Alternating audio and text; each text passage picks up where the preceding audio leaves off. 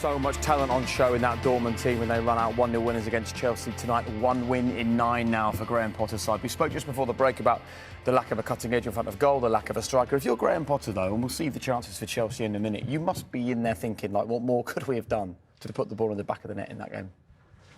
To be honest, I think he'll find some positives in there, and I think he'll say, slowly but surely, we'll get it right. We haven't got a number 9 in this team. They spent all this money in the last couple of windows and didn't go out and get out on that number 9. That's a problem. But I think that's something long term. I think you'll go, we'll get that at some point. We're doing everything up to that point really, really well. The way the team's being able to pass the ball through the lines and get into those really good areas. But they just, again, they got undone by a clinical bit of finishing, which they didn't have in their own team. Yeah, it's true. The one thing Chelsea lacked, Dortmund had. Yeah, and to be fair, it's just a moment of magic from Adeyemi. To be fair, you mean if we look at it, I'm just going to stop it there.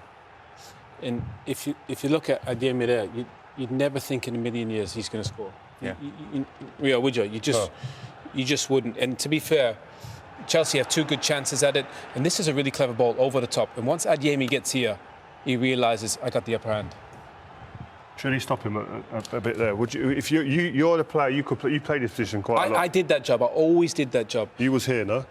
Yeah, I would be on. I'd be on the edge of the box. If it was you, it's different because you had pace. You were really quick, so you would do. I think you would be able to sniff this out. You'd give this a better go. But if you're someone without pace, do you go and foul him immediately there? Well, I do a little bit what he's doing, but then there I'd think, okay.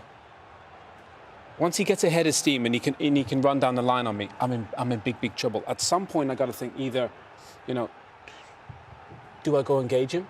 Do I bump him? Do I slow him down so that these other boys can fill in?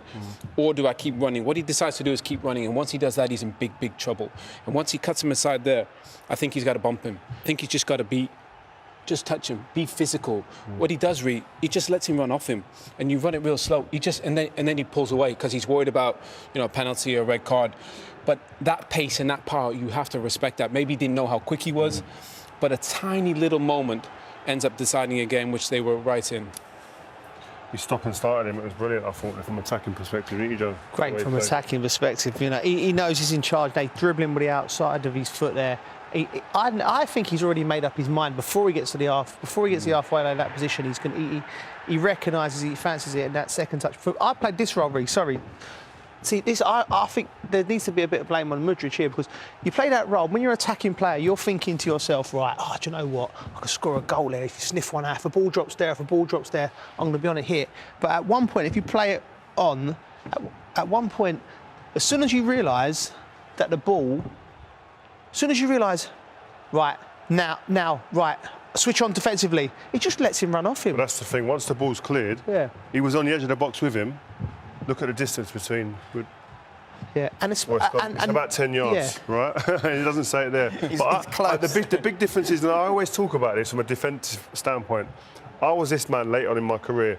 Your job at that point there, before the ball even comes out, is to be talking, looking, smelling danger. At no point does he communicate. There's not enough bodies around him, is there? These guys here. But what I will say, if you take it back though, you say there's no bodies, right?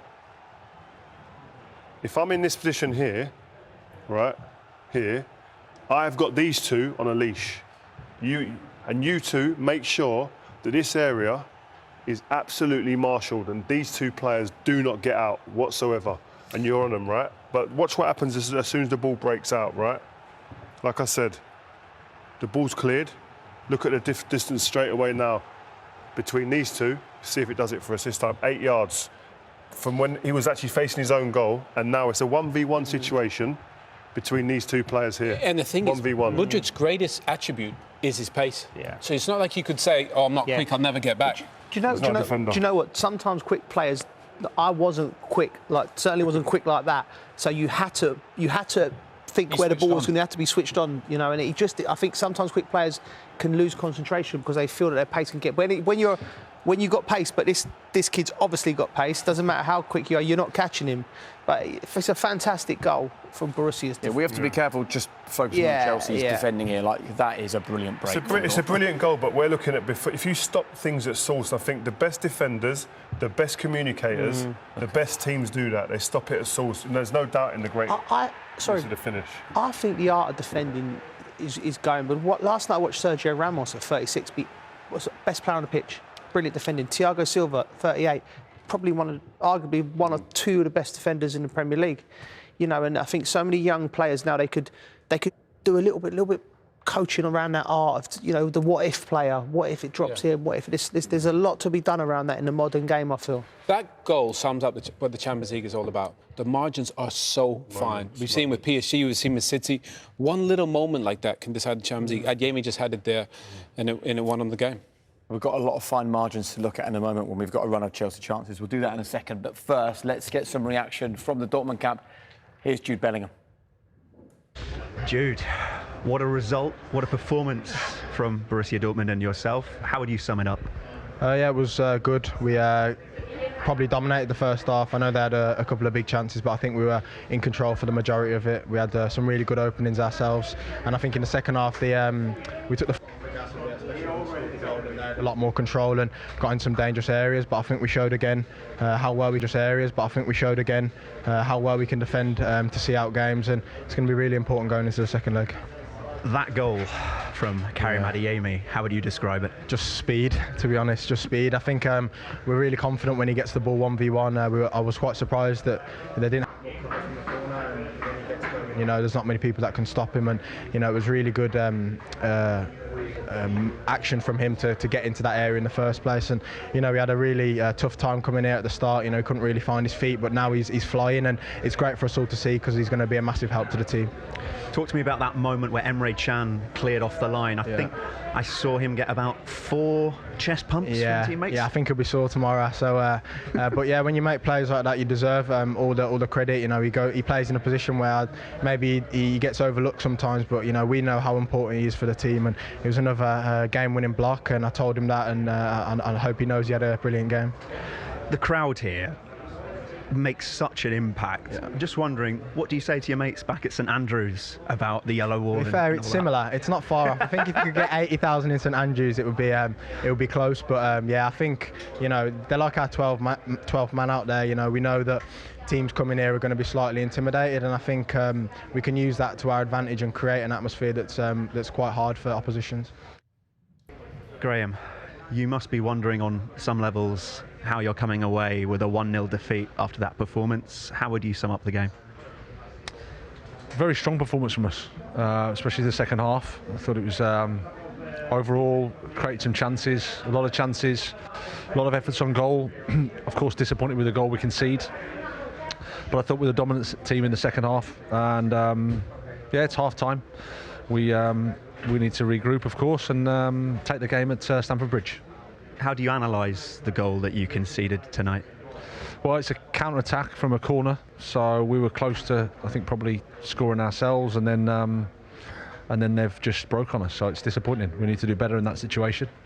Apart from that one action, I thought second half we were really, really good. Unlucky not to score, but that's the fine lines that you have to get right. I lost count of the amount of times that I saw you with your head in your hands, with the ball about to go in, seemingly. What was your team doing so well tonight? You say it was such a strong performance. What were the elements that you were pleased with? I thought we had good attacking movements. We had a bit of clarity in terms of how we were trying to attack. Got in the areas that we wanted to get into quite often. Showed real personality. The boys, the personality of a team that's growing and growing was really, really positive. The fans will still be stinging after this, I'm sure, like they have been for a lot of the 10 games since the World Cup break. What's your message to them right now? Well, you can see the supporters' reaction at the end of the game. They were really, really positive. They could see the performance of the team, and they gave us a fantastic reception. So we need working. We're a team in progress, that we know, but there's a lot of exciting things there. Do we talk about misfortune on a certain level? When I think of the last 3 games with the penalty call against West Ham, Kai Havertz hitting the bar against Fulham, for example, and now tonight, João Felix hitting the bar, and also all those chances. Is luck in question here? Well, you always need a bit of luck, but at the same time, as I've said, you can't wait around for luck to come your way. You've got to keep working, which is what the team are doing.